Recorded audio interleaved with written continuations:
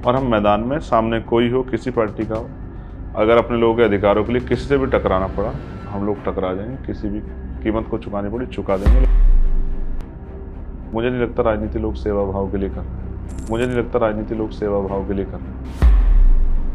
एक ऐसी रेजिमेंट थी जिसको हम द चमार रेजिमेंट के नाम से जानते हैं जी, जिसने इतिहास लिखा अपने बहुत कम समय के कार्यकाल में, जिनको बैटल ऑफ ऑनर भी मिला। भारत देश में देखा जाए तो जो पारिवारिक इतिहास का जो लेखन हुआ वो हमेशा अपर कास्ट में होगा, थोड़ा सेंसिटिव है। जाति के आधार पर नहीं मगर क्रम के आधार पर तो होना ही चाहिए जी, कि इतिहास आपको बल देता है जी, इतिहास आपको जानकारी देता है। पहली बात ये मेरी पार्टी नहीं, हमारे बहुजन समाज की पार्टी है। हर किसान, कमजोर, गरीब, दलित, पिछड़े, आदिवासी, जहाँ पैसे के आधार पर चुनाव होता और पैसे के आधार पर ही निर्धारण होता। नमस्कार। आज के कुलवृक्ष पॉडकास्ट में हमारे साथ हैं लोकसभा सांसद एडवोकेट चंद्रशेखर आजाद रावण जी। बहुत ही कम समय में चर्चित नेताओं में आपका नाम आता है जो अल्प समय में देश की राजनीति में बहुत ऊपर आए। तो आपके बारे में, आप पारिवारिक बैकग्राउंड के बारे में कुलवृक्ष को आप बताएं। एक गांव है छुटमलपुर जो जिला सहारनपुर उत्तर प्रदेश में आता है जी, और मैं अपने परिवार में 5वें नंबर पे हूँ जी। मुझसे बड़े 3 बहनें, एक भाई है और मुझसे छोटे एक भाई जी। मेरे पिताजी प्राइमरी स्कूल में टीचर थे, वो जो 2004 में रिटायर हुए जी।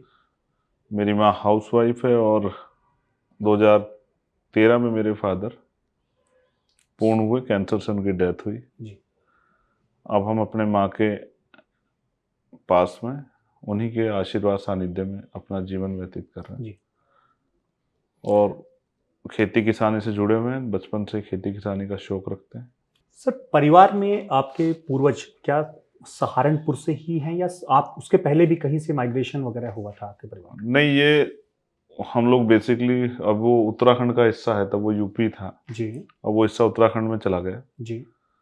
तो दादाजी और वहीं रहते थे, वहीं से पापा नौकरी लग गए, तो इस ऐसी जहाँ से बस आसानी से मिल जाए, ट्रैवल सिस्टम अच्छा हो, तो उस कारण से जो है गाँव जो छुटमलपुर है जी, जब कस्बा है वहाँ के बस गए थे जी।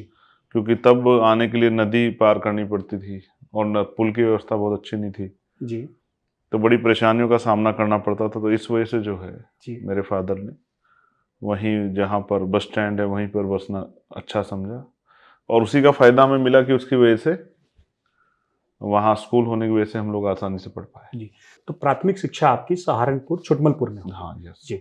उच्च शिक्षा के लिए आप कहाँ पर? वहाँ मेरे बहुत नज़दीक पे उत्तराखंड पड़ता है, देहरादून। मेरी ग्रेजुएशन, पोस्ट ग्रेजुएशन और लॉ वहीं हुई है जी। हाँ, तो मैंने वहीं से बाकी पढ़ाई की। शिक्षा के दौरान आपके क्योंकि शिक्षक का एक बड़ा योगदान होता है अपने छात्र को निखारने में, जी। तो आप अपने किसी शिक्षक का नाम हमें बताना चाहेंगे जिनसे आपने प्रेरणा ली और आपके जीवन में योगदान उनका रहा हो? देखिए, मेरे फादर भी शिक्षक थे और जिन महान पुरुषों की तस्वीर आपके पीछे लगी वो भी मेरे शिक्षक ही हैं, गुरु हैं जी। और विशेषकर जितने भी गुरु हैं, क्योंकि गुरु का दर्जा माता पिता से बड़ा होता है, जिन गुरुओं के सानिध्य मैंने कक्षा 1 से लेकर और कक्षा ग्रेजुएशन, पोस्ट ग्रेजुएशन पढ़ाई की है, वो सब मेरे लिए मेरे मार्गदर्शक ही हैं। उनके सानिध्य में सीखा हूँ, तो मैं किसी एक को ना हो करके मैं सभी गुरुओं का धन्यवाद करता हूँ। और क्योंकि हम किसान परिवार से, तो जीवन तो संघर्ष में जाता ही है। किसान तो बंजर भूमि को उसका सीना चीर के उसको तैयार करता है, तब वो फसल देने के लिए योग्य होती है। बहुत मेहनत करता है, सब कुदरत के भरोसे होता है कि कुदरत फसल कैसी होगी, लेकिन मेहनत बहुत करता है। तो हम तो मेहनती लोग हैं, ग्रामीण पृष्ठभूमि के हैं। तो आज दिल्ली में मेंबर ऑफ पार्लियामेंट है, उसके लिए मैं जनता का और मेरी जनता में भी नगीना क्षेत्र की जनता का और भीम आर्मी आजाद समाज पार्टी के कार्यकर्ता और साथियों का बहुत बहुत धन्यवाद करता हूँ। जी। पारिवारिक क्योंकि चर्चा हो रही कुलवृक्ष में आपके साथ में, तो परिवार के किसी सदस्य के साथ आपका खास लगाव रहा? सभी के साथ, परिवार तो परिवार होता है। आपके दादाजी को आपने देखा? हाँ, देखा, मगर वो मैंने उनको उनके जाने के बाद देखा तस्वीरों में। जी। दादी भी जब डेथ हुई तो हम छोटे थे, तो परिवार से, और क्योंकि फिर एजुकेशन और इन सब चीज़ों में और फिर संघर्ष में बहुत लंबा समय परिवार के साथ व्यतीत नहीं कर पाया हूँ। अच्छा। हाँ, मगर ये भी समाज जिसके लिए काम कर रहे हैं भी परिवार ही है, गरीब जनता भी परिवार ही है। तो पिछले पारिवारिक जीवन से ज़्यादा इस परिवार की जो आज उम्मीद लगाए बैठा है कि चंद्रशेखर कुछ बदलाव करेंगे, उनकी चिंता ज़्यादा है। काफ़ी कम उम्र में मैं मानता हूँ कि आपको सांसद बनने का मौका मिला है और आप जी। एक ऐसी पृष्ठभूमि से आते हैं कि आपका परिवार कभी राजनीतिक नहीं रहा है। जी। तो क्या वो घटनाक्रम रहे कि आपको ऐसा लगा कि अब आपको राजनीति में आकर एक समाज के लिए कार्य करना चाहिए? मुझे लगता है कि हमें आज पे बात करनी चाहिए क्योंकि मेरे उस बीते हुए दिनों से किसी का कोई भला नहीं हो सकता है। जी। तो ऐसे बहुत सारे हमारे यहाँ प्रेरणा के लिए लोग हैं। मैं जी। तो बहुत छोटा सिपाही हूँ जिनको पढ़ के लोग आगे बढ़ सकते हैं। जी। तो मैं तो वर्तमान में जीता हूँ और वर्तमान पे अगर कोई सवाल आप चाहें तो मुझसे कर सकते हैं, उस पर मैं आपका जवाब दे सकता हूँ। भारत देश में इस वक्त देश में जो राजनीति चल रही है वो धर्म और राष्ट्रवाद की जो राजनीति चल रही है, जिसमें हम देख रहे हैं कि मस्जिदों में मंदिरों की खोज का एक पूरा देखने को मिल रहा है, चर्चाओं में है। इस पर आप क्या कहना चाहेंगे? देखिए, ये बहुत घटिया स्तर की राजनीति है। आज देश में रोटी कपड़ा मकान, आज़ादी के 75 साल बाद हम लोग आज़ाद भारत में हैं। हमें आत्मचिंतन करना चाहिए, आकलन करना चाहिए कि हमने क्या तैयार किया, क्या कहाँ से हमने शुरू किया और आज हम कहाँ तक पहुँचे।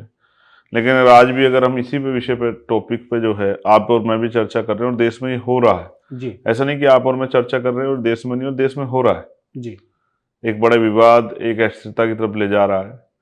तो यहाँ मैं यही कहूँगा कि आज हमें रोटी कपड़ा मकान, हेल्थ, एजुकेशन, रोजगार, महंगाई, इकोनॉमी, महिला सुरक्षा, किसानों का सम्मान, किसानों की आमदनी में बढ़ोतरी, जी।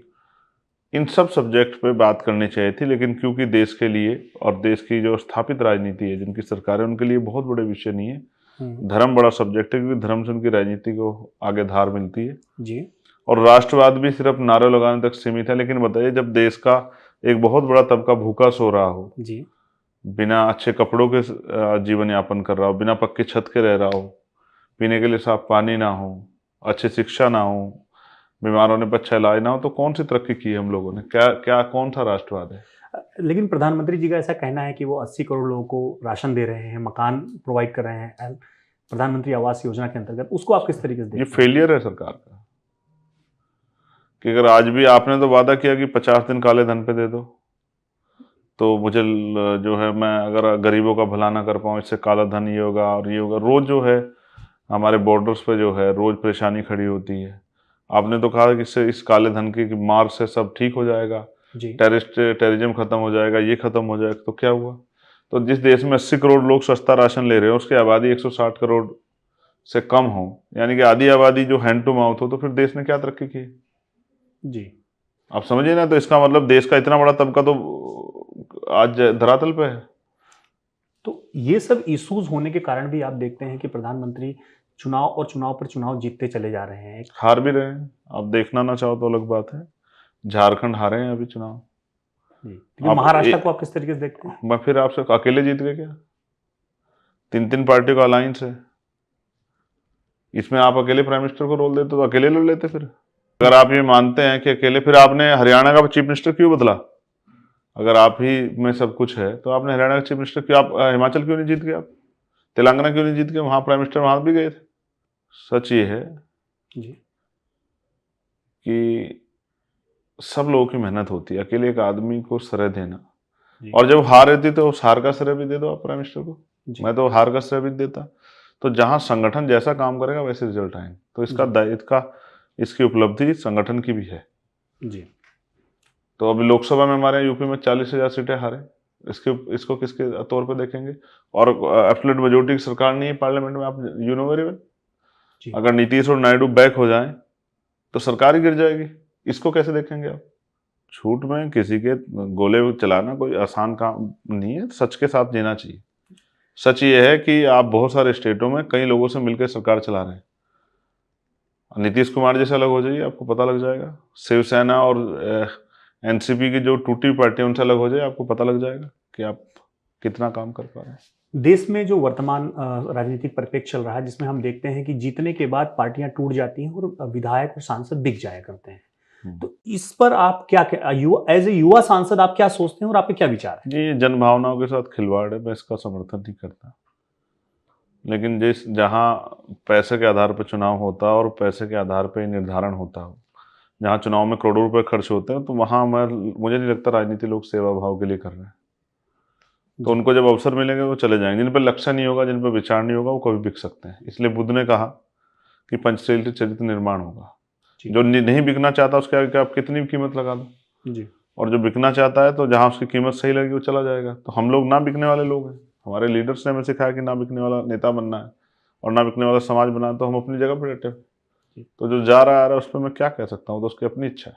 वर्तमान में आपकी खुद की एक राजनीतिक पार्टी है और जिस तरह से हम लोग पार्टियों का प्रमुख पार्टियां भारत में दो दिखती हैं, जैसे कि कांग्रेस और बीजेपी, तो ऐसा लगता है कि कभी आपको कोई बड़ी अपॉर्चुनिटी मिली तो आप अपने पार्टी के साथ किसी पार्टी में विलय करेंगे अपना? हमने पार्टी किसी में विलय करने के लिए थोड़ा ही बनाई। नहीं, पहली बात ये मेरी पार्टी नहीं, हमारे बहुजन समाज की पार्टी है। जी। हर किसान, कमजोर, गरीब, दलित, पिछड़े, आदिवासी और हर वो जो पीड़ित है, ये उन सब की पार्टी है। कोई मेरे घर का काम नहीं है, ये मैं समाज के काम कर रहा हूँ। रही बात दूसरी विलय करने का, क्या मतलब विलय करने का? अगर किसी सत्ता सुख की जरूरत होती जी तो हम पार्टी क्यों बनाते? जी। हमने पार्टी बनाई इसलिए कि हम अपनी विचारधारा पे चल सकें और जिन विषयों को हम विषय मानते हैं उनके लिए हम लड़ाई लड़ सकें। जी। तो आप ये क्यों नहीं कहते कि भविष्य में वो पार्टी इतनी कमजोर हो कि आजाद समाज पार्टी में विलय हो जाए, तो क्या दिक्कत है? ये भी संभव है आपके हाँ, प्रयासों से। लेकिन फिर मैं आपसे कहूंगा कि हम लोग मेहनत करके अपनी पार्टी को बड़ा बनाएंगे। जी। किसान की आपने बात करी, आपने किसान आंदोलन में भाग भी लिया था जी। किसान का बिल वापस भी हुआ, कहीं न कहीं सबका योगदान रहा है उसमें आप सभी का। फिर भी किसानों की स्थिति एमएसपी वगैरह नहीं मिल रही। इस पर अभी आगामी कुछ आपके कार्यक्रम हो रहे हैं? प्रधानमंत्री जी ने वादा किया था, मेरा आज बिल लगा हुआ था प्राइवेट मेंबर बिल पार्लियामेंट में, वो 13 तारीख में आएगा। आप सुनिएगा, मैंने एमएसपी गारंटी के लिए प्राइवेट मेंबर बिल जो है जी पार्लियामेंट में जो है रेज किया था। आज वो इंट्रोड्यूस होता बिल। मैं चाहता हूँ सरकार उस पर चर्चा कराए कि क्यों किसानों को उनकी फसल के उचित दाम नहीं मिलने चाहिए। जी। और सरकार ने उनसे वादा किया था, बाद में सरकारें बैक हुई। ये वादा खिलाफी है। सरकार को और प्राइम मिनिस्टर को अपने इस वादे पर सोचना चाहिए, पुनः सोचना चाहिए। क्रोनी कैपिटलिज्म देश में ऐसी चर्चा बढ़ रही है कि क्रोनी कैपिटलिज्म बढ़ रहा है। वर्तमान सरकार बड़े इंडस्ट्रियलिस्टों के साथ मिलजुल कर देश का जो जनता का जो काम है वो उनके साथ शेयर करिए। आप इसके बारे में आप क्या सोचते हैं? क्या क्रोनी कैपिटलिज्म सही है या नहीं है? देखिए, जिस तरह से अगर आपके याद हो जी, चंदा दो और धंधा लो। चंदा दो और धंधा लो, हाँ, ये आया जी। और ये क्यों आया? जी। आपको इलेक्ट्रल बॉन्ड अगर याद हो जी, तो बहुत बड़े पैमाने पर सरकारों को चंदे मिले, स्टेट गवर्नमेंट को भी और सेंट्रल गवर्नमेंट को भी। जी। अलग अलग स्टेट गवर्नमेंट को, और उसके एवज में उन पार्टियों को, उन कंपनियों को बहुत सारा वर्क जो है दिया गया सरकारों की तरफ से। तो इसको हम अपनी भाषा में कहते हैं कि चंदा दो और धंधा लो। तो ये किसी छिपा हुआ नहीं, ये सामने है जी। लेकिन अच्छी बात यह है कि पूरा जब ये सरकार की तरफ उंगली उठती है तो सरकारी मशीनरों का जो है वो रुख ऐसा होता है कि क्योंकि वो सरकार के अधीन है तो उस पर कोई बहुत बड़ी जांच नहीं होती, वरना अब सब कुछ पता लग जाता है कौन कौन सी कंपनी को क्या क्या मिला है। जी। वर्तमान में हम देख रहे हैं कि जितने भी विपक्ष के नेता हैं वो सभी ईडी सीबीआई के केसों का सामना कर रहे हैं। तो क्या इसको आप राजनीतिक तरीके से देख रहे हैं कि ये वाकई एक सही कार्रवाई हो रही है? इसके लिए हमें जो कन्वेंशन रेट है उसकी तरफ देखना चाहिए। जी।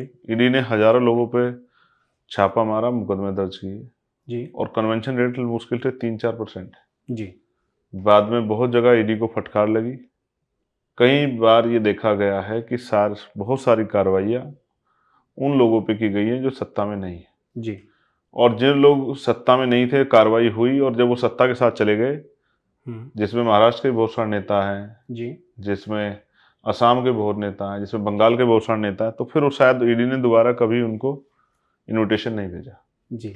तो ऐसे में क्यों ना कहा जाए कि ये कार्रवाइयाँ राजनीतिक प्रेरित कार्रवाइयाँ हैं और राजनीतिक दबाव बनाने के लिए की गई। जी। कुछ मैं अब पूर्व प्रधानमंत्रियों के बारे में और वर्तमान प्रधानमंत्री को लेकर कुछ मेरे सवाल हैं मैं पूछना चाहूँगा।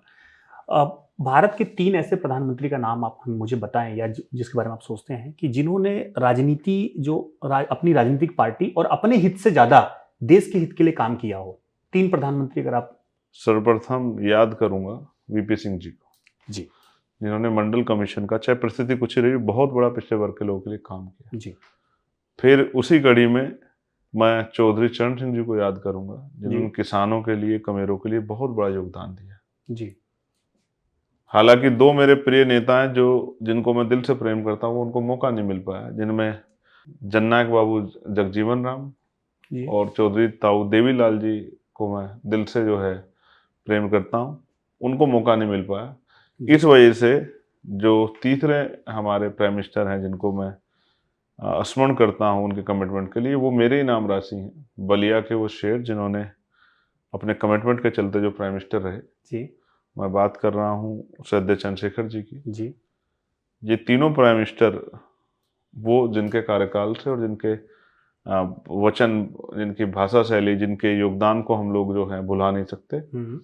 प्लस वो 2 बड़े नेता जो अवसर ना मिलने के कारण नहीं बन पाए, बाबू जगजीवन राम जी और जननायक ताऊ देवीलाल जी, वो भी मेरे लिए प्राइम मिनिस्टर से कम नहीं थे। उन्होंने भी अपने जीवन में बहुत सारा काम किसानों, कमेरों के लिए, जी नौजवानों के लिए किया।